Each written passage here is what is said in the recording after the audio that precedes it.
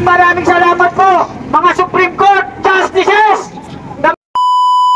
Magandang tanghali po sa ating lahat na mga naririto, mga tunay na bayan. At maraming salamat din po sa mga kapulisan natin dito na nagbibigay ng kapayapaan, peace and order sa lugar na ito. Maraming salamat po, mga kapulisan, Station Commander. Maraming salamat sa inyo.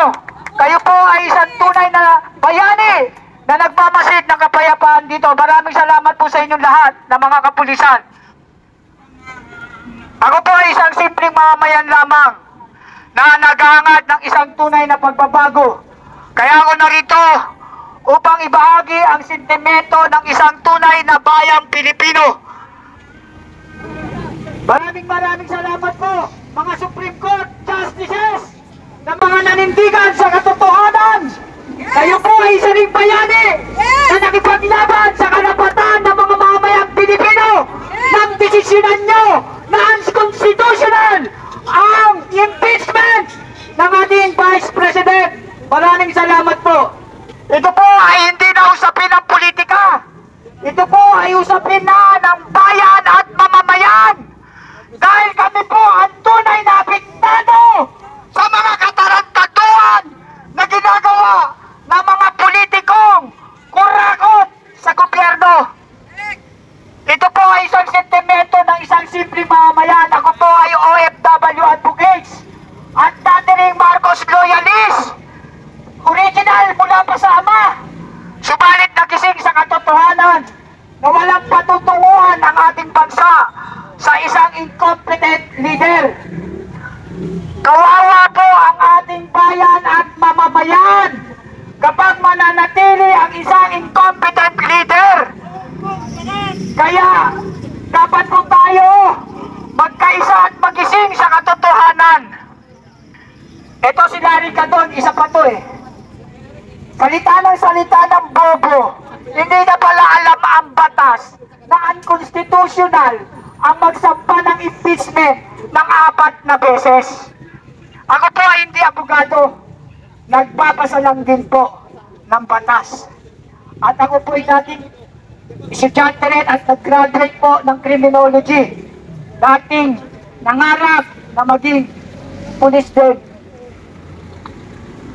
Kaya ngayon, ang aking tapang ay ginagamit ko para panindigan na ang ating bayan ay naghihirap na dahil sa incompetent leader na nakaupo ngayon sa Malacanang.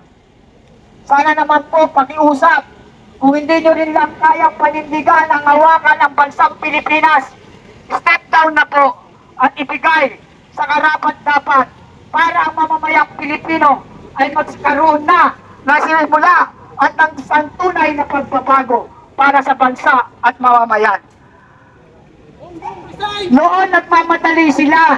Sabi nila, Supreme Court, bilisan nyo na, desisyonan nyo na ng ma-impeach na namin ang VP Sara Duterte na yan.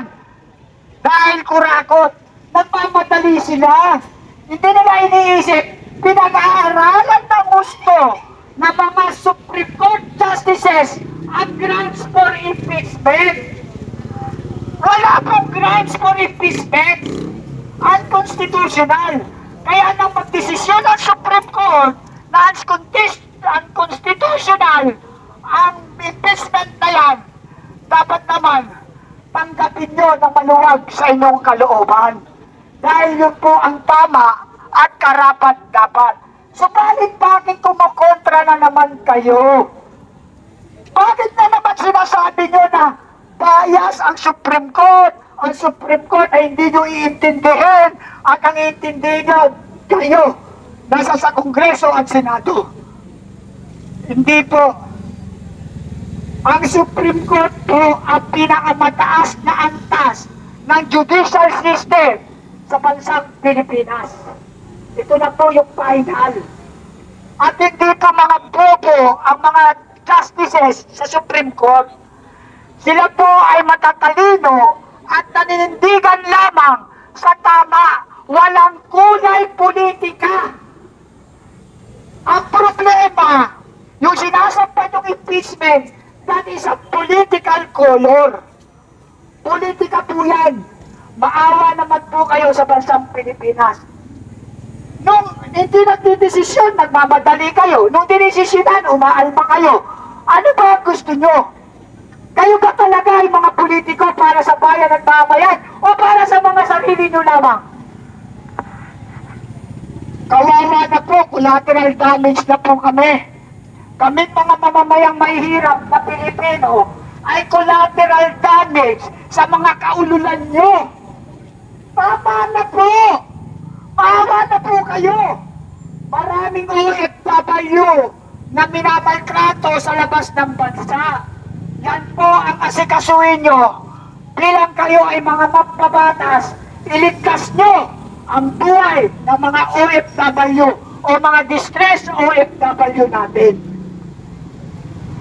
Okay mga kababayan, bago nating tapusin itong video na ito, konting update muna tayo dito sa barangay hall na pinatayo ni Congressman Chua, na patuloy nga naginigiba sa utos ni Mayor Isko Moreno. Actually wala na, siguro mga ilang araw na lang siguro yan, matatapos na po yan, matotally finish na po yan. Kita nyo naman, talagang skeleton na, baga yung sahig, yung mga dingding, and totally nakikita na rin po talaga yung school. Yan, yung kulay yellow na yan, yan yung school. Diba? Ang lakas-lakas ng loob mo mag-imbestiga kay BP Sara. Pero ikaw muna, sabi nga ni General Sukat, imbestigahan mo yung sarili mo. Actually, sinabi din naman yan ni Mayor Isko na ang lakas-lakas ng ang lakas-lakas nyo mag-imbestiga sa iba, pero dapat ang inyong mga sarili muna ang inyong imbestigahan. Diba? Hindi, tama lang naman yun. Kasi sinabi nga ni Ted Pailon na kung ito man daw di umano ay pera ng taong bayan, at check naman natin ay pera naman talaga ng taong bayan yan, ay dapat tong imbestigahan at siyang managot ang mga talagang mga pasimuno na magtayo dyan ng isang building dyan mismo sa bangkita. So sana matuloy din yung mga sinasabi nga ni Mayor Isko na talagang magkaroon ng investigasyon patungkol po dito sa mga pinagawang building po sa bangkita. Tingnan nyo naman, nipis niya, no? Nasa 2 metro lang po yung nipis niyan. O, di ba? O, ginagamitan na po ng kabayan, ng crane para mas mabilis na mapabagsak. Kasi malaki na po ang naging perwisyon nitong building ho na ito, maging mga sa estudyante, sa mga teacher, and sa mga dumadaan po dito sa bangkita.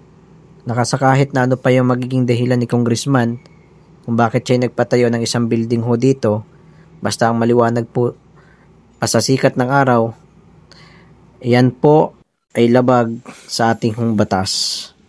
Na ikaw ay magpatayo ng kahit na anumang building dyan o magkaroon ka ng mga pansasagabal dyan sa bangkita. Sinabi nga ni Mayor Isko Moreno na kayo ay naturingang mga mambabatas, ngunit kayo mismo ay hindi sumusunod sa batas. Alam mo, wala na yan eh. Kumbaga, alam na ng taong bayan kung ano talaga ang galawan nila, mga kababayan.